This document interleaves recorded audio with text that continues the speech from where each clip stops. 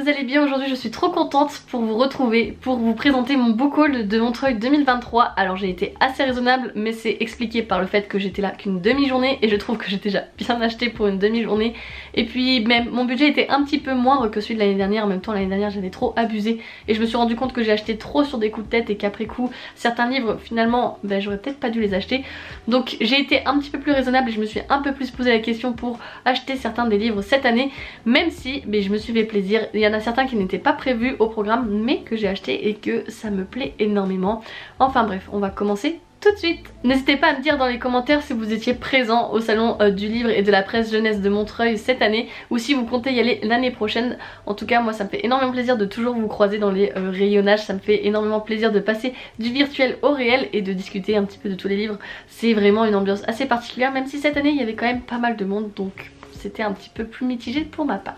Je commence la présentation de mes achats au SLPJ par un format de livre que je ne pensais pas acheter, je vous avoue, quand je suis allée au salon, puisqu'il s'agit d'un manga. Donc il s'agit de l'imprimerie des sorciers que j'ai trouvé sur un stand où il y avait essentiellement de la BD, mais dans un petit coin se trouvait ce petit manga que je ne connaissais pas. On parle d'imprimerie, c'est en lien avec les livres, j'adore. On parle en plus de sorciers. Là c'est vraiment un craquage obligatoire. Donc on va suivre cette jeune fille qui va atterrir dans un univers de fantasy et qui va arriver avec un super pouvoir, celui de pouvoir imprimer des livres et notamment des grimoires magiques. Donc du coup c'est ce qu'elle va faire, mais à côté de ça elle va aussi travailler pour essayer de retourner dans son monde d'avant, donc sortir de ce monde de fantasy. Donc oui, évidemment on va la suivre, je pense que c'est le premier d'une très longue saga qui va être un réconfort et une pépite.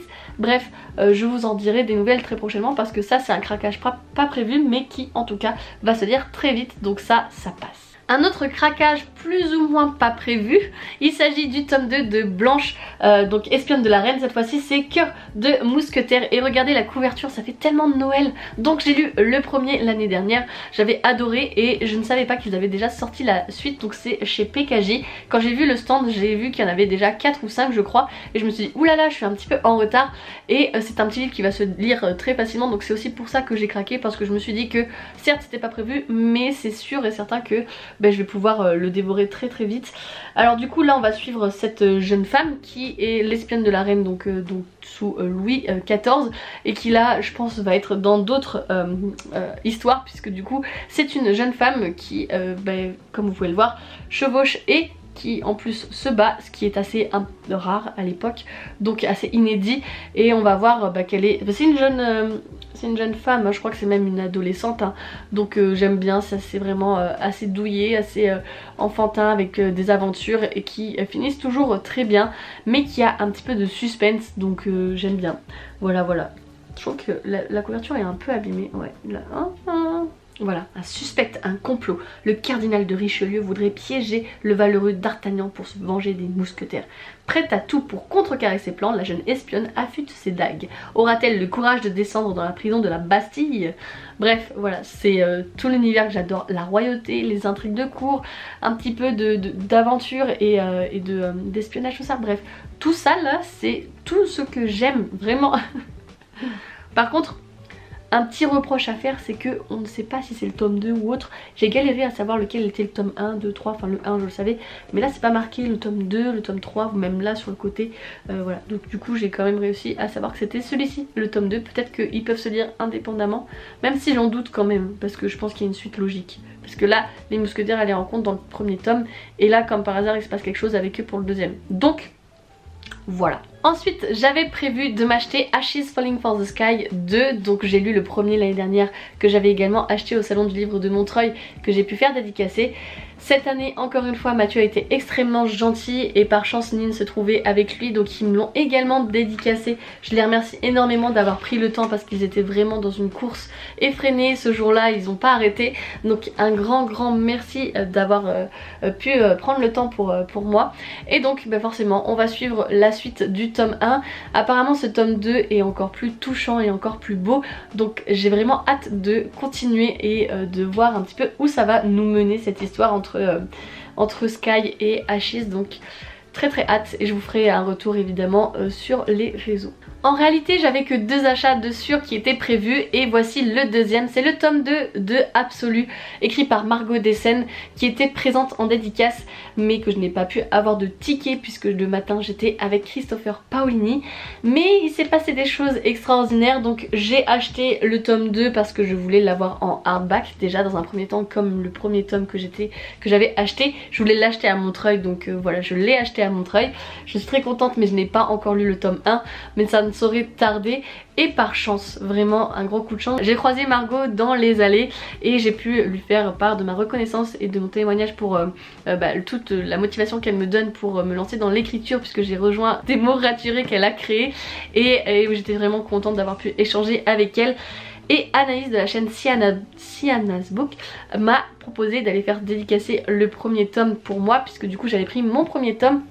C'est une histoire encore plus compliquée que ça puisque de base j'avais une amie qui m'avait proposé d'y aller le matin mais qui a loupé son train donc elle n'a pas pu avoir de ticket, donc j'avais pris mon tome avec moi au cas où si elle arrivait à en avoir mais elle l'avait pas eu donc c'est pas grave.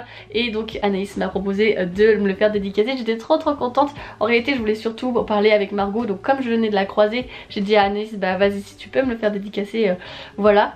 Et en fait comme je suis arrivée pour lui déposer le livre j'ai pu en fait directement accéder à la dédicace donc extrêmement honorée et super contente d'avoir pu y assister. Donc j'ai eu ma petite dédicace par Margot Dessen juste là qui est une petite carte. Le petit poinçon franchement je trouve ça trop joli, trop beau. Donc voilà, hâte de découvrir cet univers et la plume de cette autrice qui m'inspire beaucoup déjà dans sa façon de produire du contenu pour motiver les auteurs etc. Donc je pense que là ça peut que être des pépites. Oui, j'avais déjà tout ça dans mon sac à dos mais c'est pas terminé. Enfin mon chéri m'a dit de choisir un livre que je souhaitais avoir pour me l'offrir et il y avait bien un livre qui me tentait et qui me faisait de l'œil depuis un petit moment mais comme je prépare un swap avec un ami j'avais peur qu'il me l'achète et donc il m'a confirmé que c'était pas le cas. Donc mon chéri m'a pu m'offrir Un palais d'épines et de roses de Sarah J Maas. J'ai très hâte de commencer cette saga tellement tout le monde en parle sur les réseaux sociaux. J'ai adoré la plume de l'autrice dans Kiliana, donc les 2 premiers tomes pour le moment. Et donc voilà, j'avais hâte de commencer et de débuter cette saga. Ce qui me faisait un petit peu réticence c'est que du coup je le voulais en hardback et il me semble que de base, je sais pas si c'était des bêtises, le premier tome c'était en rouge et le reste était en noir. Et donc du coup ça me perturbait parce que moi je voulais que tout soit uniforme. Et là je l'ai vérifié, bah c'est bien en noir. Donc est-ce que c'est le fruit de mon imagination ou est-ce que c'était bien le cas avant? Mais donc j'ai le premier tome en ma possession. Et j'ai très hâte de découvrir tout ça et puis de poursuivre par conséquent cette saga. Et cette fois-ci ça va être un petit peu compliqué de trouver le hardback parce que j'arrive 1000 ans après tout le monde. Mais je crois que c'est quand même assez bien, c'est pas une édition limitée je crois. Donc il faut juste que je regarde bien comme il faut dans les librairies. Et je finirai par trouver la suite du même format je pense. Et trop hâte vraiment là, j'ai très hâte de commencer. On termine par un livre qui n'était pas prévu également mais que dès que j'ai vu j'ai clairement pas du tout hésité une seule seconde pour l'acheter. Il s'agit de Bien trop petit écrit par Manu Kos. Donc c'est l'édition L'Ardeur. C'est un livre qui a été censuré, qui n'est pas vendable pour les personnes qui ont moins de 18 ans.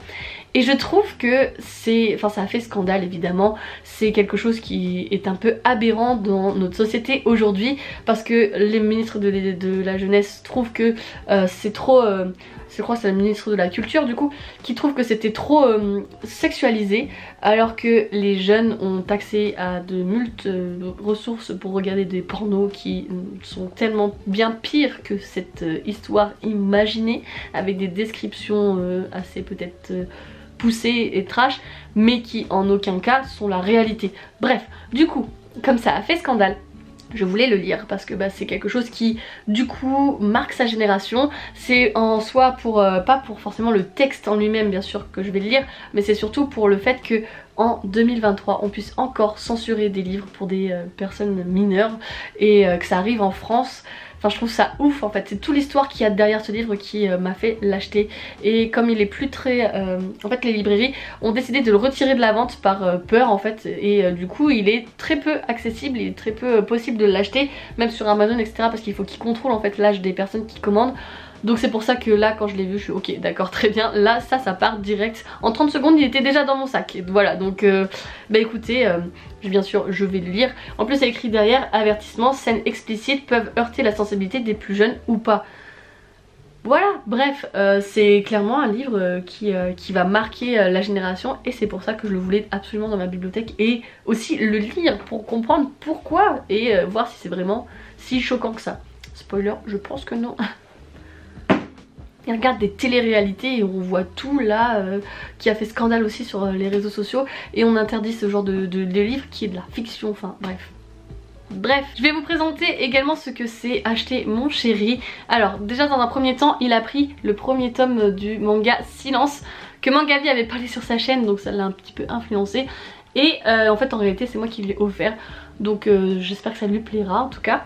Il a ensuite craqué aussi chez PKJ et je vous avoue que ce livre aussi je pense aussi le lire. Il s'agit de Néo par Michel Bussy. J'en entends beaucoup parler sur les réseaux sociaux, l'année dernière je l'avais vu en dédicace avec sa BD il me semble. Et donc du coup bah là il a pris le roman, donc ça m'intéresse parce que c'est un univers un petit peu dystopique, post-apocalyptique. Il y a moyen que j'aime l'univers, donc à voir, il va sûrement le lire avant moi et me dire s'il faut que je le lise ou pas. Voilà, j'hésitais mais comme il l'a, bah écoutez c'est super sympa, moi je vais pouvoir le lire si il m'intéresse. Et enfin il s'est acheté ce livre-ci, donc c'est Aberration, le réveil des monstres, écrit par Joseph Delaney. Il adore tout ce qui est épouvanteur, etc. Donc il a acheté celui-ci sur le stand de Bayard. Et voilà, du coup il est un petit peu dans l'univers comme ça avec Eragon, puisque on était aussi en lecture commune. Et donc la lecture commune a été un petit peu, comment dire, j'ai avancé sans lui. Et enfin je vous montre ma petite dédicace de Eragon. Voilà, donc j'ai rencontré Christopher Paolini qui m'a dédicacé mon livre. Je suis très contente et très honorée. Merci encore à Page Turner et à Bayard de m'avoir donné cette opportunité incroyable. Voilà tous les livres qui se sont baladés dans nos deux sacs cette journée là. Donc on a eu pas mal d'achats et je suis super contente. J'ai quand même pu être raisonnable et il y a certains livres qui vont être lus rapidement, d'autres où c'était des indispensables, mais je trouve que ça va. C'est bien mieux que l'année précédente. N'hésitez pas à me dire ce que vous avez acheté également, si vous avez été raisonnable ou pas dans les commentaires, ça m'intéresse. J'adore savoir si... à mon truc, de toute façon c'est toujours un peu l'apocalypse pour tout le monde craque, etc. Enfin bref, j'espère que ce haul vous a plu. N'hésitez pas à mettre un petit pouce en l'air pour le soutien, venir me rejoindre sur Instagram pour plus de contenu livresque au quotidien. Je vous laisse ici et donc je vous dis à très vite pour une nouvelle vidéo sur la chaîne et surtout n'oubliez pas de vous évader. Ciao ciao.